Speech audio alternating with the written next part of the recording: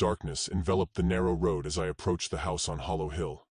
Its silhouette stood against the moonlit sky, ominous and foreboding. Ignoring the warnings of locals, I had decided to move into this old, haunted house.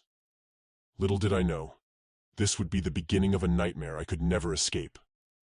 As I stepped through the creaking front door, an icy breeze whispered through the corridor, sending shivers down my spine.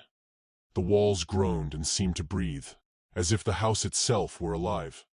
I pushed aside my unease, convincing myself that it was just an old building settling. Night after night, strange occurrences plagued my existence. Whispers echoed through the hallways, but no one was there.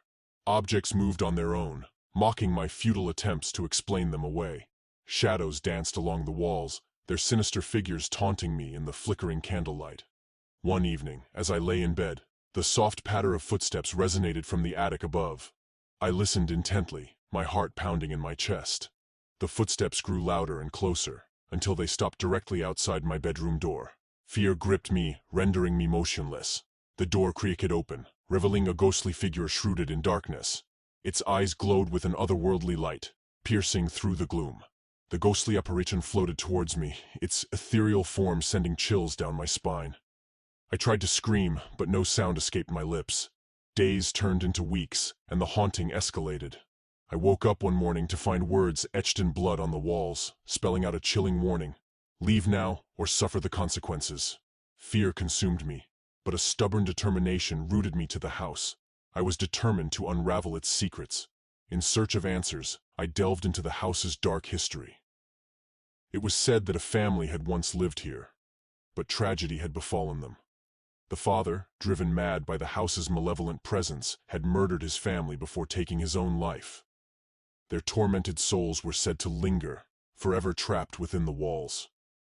One stormy night, as lightning illuminated the sky, I stumbled upon a hidden room in the basement. The air grew heavy, suffocating me as I stepped inside. The room was adorned with eerie symbols and macabre artifacts.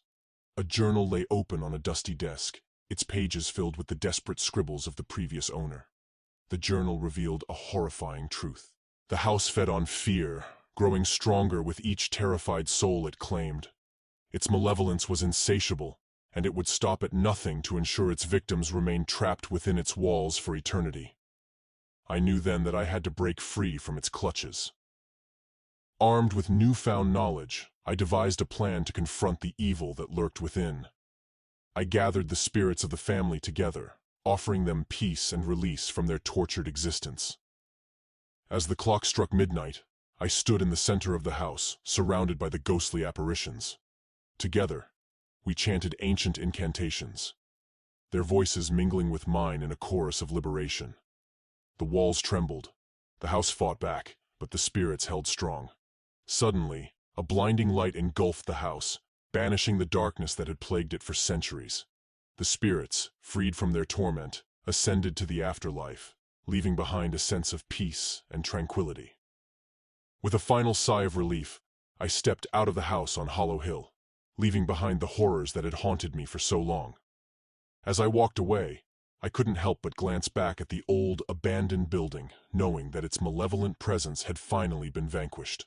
But even now, as I recount this tale, a chill runs down my spine.